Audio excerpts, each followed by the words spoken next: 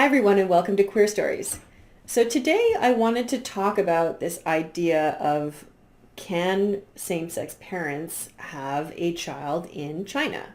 The whole reason that I wanted to bring up this topic for discussion is that there is a very famous scandal happening right now in China in the case of a heterosexual couple where the female is an actress, a famous actress, and she had two children by a surrogate with her ex-boyfriend, and her ex-boyfriend is now taking care of the children in the US.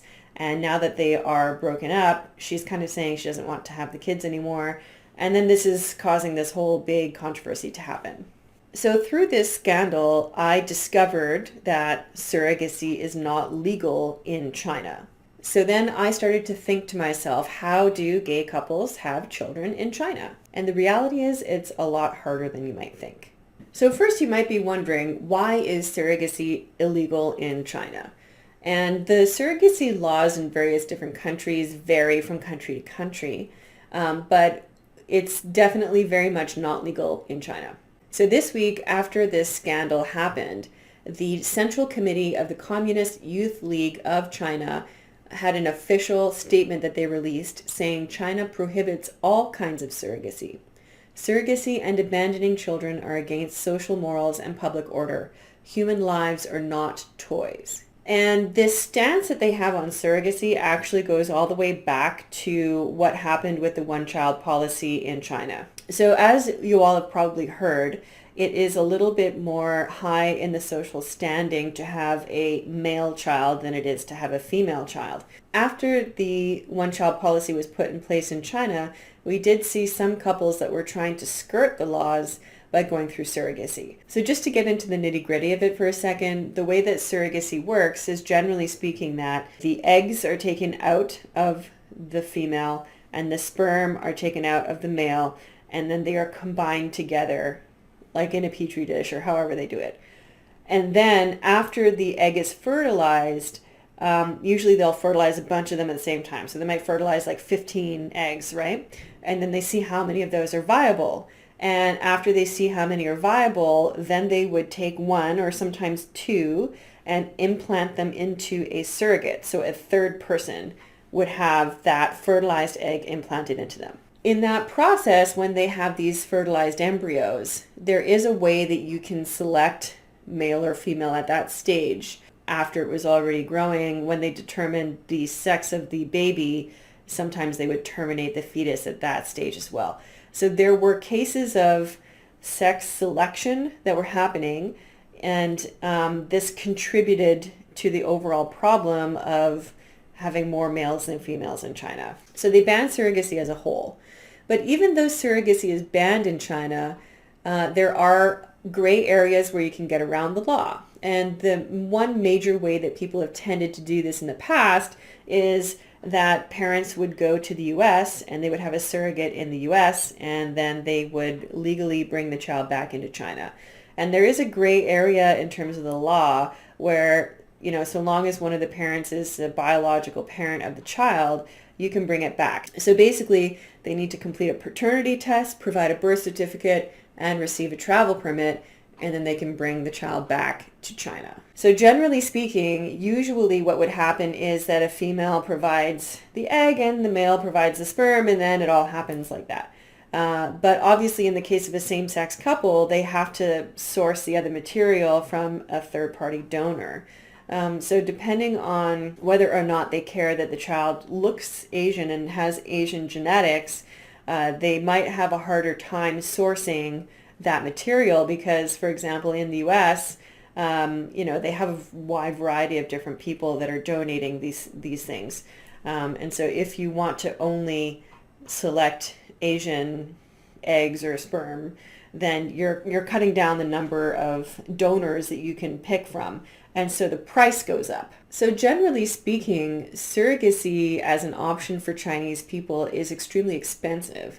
So generally speaking, it's about $170,000, which for the average Chinese salary is 10 times the average Chinese salary. So if you think about it in other terms, what that means is I would have to work for 10 years actually it might even be 20 years, because depending how much tax is taken out, I would have to work for that many years and put 100% of my salary aside in order to be able to afford to have a child by surrogate. So it's in a lot of cases prohibitively expensive. But what we've noticed is in recent years, in other words, within 2015 and later, as people are moving into the middle class and they have more disposable income, surrogacy is becoming more of a viable option for a lot of people. What China wants to avoid is they want to avoid human beings being sold as a commodity, and they want to avoid a woman's body being sold as a commodity. And I think that those ideas are, they're valuable ideas, and I think that there's some sense behind not wanting children to be bought and sold, right? I think that's a good thing to not want to have. But it also severely limits the options of gay people. There's an absolutely beautiful article that was written on The Guardian about one gay couple's journey to have a child by surrogate. And in their case, it took them 5 years, as well as an incredible amount of money, but also patience, persistence, and fortitude to be able to go through the ups and downs of, trying to have a child and then the surrogate having a miscarriage or not implanting properly. There are various different things that can go wrong along the process of any birth, especially the birth of a surrogate. So I highly recommend that you check out this article. I'm going to put the link in the description. I think another thing that's interesting to note here is that a famous person who is caught having a child by surrogate, there's a kind of moral stigma against that, because it means you're kind of going against the policies of China, and you're taking advantage of a legal loophole to do something that China doesn't want you to do. So what happened to this woman is she ended up, first of all, having all of her endorsements canceled, one of the biggest ones being Prada. But in addition to endorsements being canceled, every poster and picture of her in the malls were taken down overnight. Any film that included her, film or TV show that included her, was taken off of the streaming platforms overnight. And even awards that had been awarded to her for her work in the past were rescinded. So it's like overnight, over the course of like 2 days, she went from being a well-regarded actress to being somebody completely and utterly blacklisted. Now, some people might argue that it's not the surrogacy itself that's the issue here. It's the fact that she decided that she didn't want to have the children anymore. So this concept of abandonment is obviously a very, very strong moral concept that most people will agree is reprehensible. But it's just interesting to see how quickly that can happen. So what if you don't have the money and the time to have a child by surrogate? Are there other options to have a child in China? The answer is no. So there is no legal same-sex adoption in China. So you cannot have a child by any other way than going outside the country, having a surrogate, and bringing it back in. I suppose if you wanted to, you could actually have a relationship with someone of the opposite sex for the purpose of having a child out of it. But I think that there would always be a legal tie to the mother, which is the kind of difficult thing. So one of the other things I wanted to point out that we might not think about all the time is that because of the one-child policy, the majority of people do not have brothers and sisters in this generation. There are some people who had exceptions that they were able to waive the one-child policy, but generally speaking, they're only children. So if you're an only child, that means that you don't have a possibility of being an aunt or an uncle. So for me, for example, I've decided I don't want to have kids. But I'm quite happy in that decision, partly because I have 6 nieces and nephews. So I'm really able to enjoy them. We can play together. I can have that family experience, but I don't feel the drive to have kids myself. If I was an only child, I can only imagine that the pressure from my parents that was put on me for me to have a child would be a lot greater. And that's the case in Western society and Eastern society, anywhere. Because this idea of the entire family line ending with someone is a really socially stigmatized idea. And in China in particular, forgive me for mispronouncing this, there is a concept called mianzi, which means, literally translated, it means face. but what it actually refers to is this idea of good social standing and dignity. And if you think about it, we have the same concept in English as well. We use the word in the same way. So you can say in English, I'm saving face or I'm losing face. So that expression translates into Chinese as well. But in China, it is a really big, important social concept, this concept of face. Although the younger generations in China are starting to question this, preserving face is still very, very important with the older generations. And not only preserving face, but this idea of who is going to take care of you when you get older. Countries like Japan have tackled this in a very elegant way by coming up with services that single people can sign up to so they can take care of themselves. But in China, it's still very much a family-oriented process where as you get older, it's expected that your younger people in the family will take care of the older people in the family. And so I think a lot of parents are worried that if their kids don't have kids, they will not have anyone to look after them. I'm going to be linking several articles that you can see in the description, but in one of them, something that was very interesting, one of the people said, so he's a gay man, and he said that he didn't want to come out to his parents until he had a child, because he thought that his parents would not so much be upset with the idea of him being gay as they would be upset with the idea of him not being able to have a child. And so he felt like if he could have a child first, when he came out to his parents, they would be more accepting of his sexual orientation, which I thought was so interesting because I do think that, you know, especially when I look back at what it was like to be LGBT in the West 30 years ago, there was this idea that you come out as being gay, and basically what you're saying is that you can't have a family. Nowadays in the West, we have surrogacy, we have adoption. You know, if you want to have kids, you can have kids, whether you're a same-sex couple or not. But the hurdles to jump through to have kids as a same-sex couple in China are so large that it's just very, very difficult.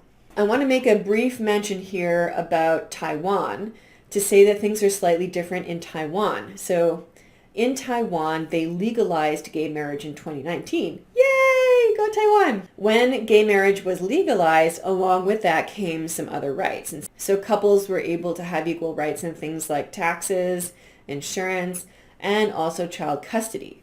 So in Taiwan, although same-sex adoption is not legal, same-sex custody is. And so if one of the parents is biologically the parent of the child, then the other non-biological parent can adopt that child. So they can have same-sex custody of the child. So in Taiwan, things are slightly better than they are in China, but they still have another hurdle to jump through, which is the next step will be allowing same-sex adoption of non-biological children. And I'm hoping that we see that pretty soon. So the very last thing that I wanted to talk about before I leave you today is something that has to do with fan art and fan fiction. As some of you who follow my channel will know, I'm a big fan of a show called The Untamed.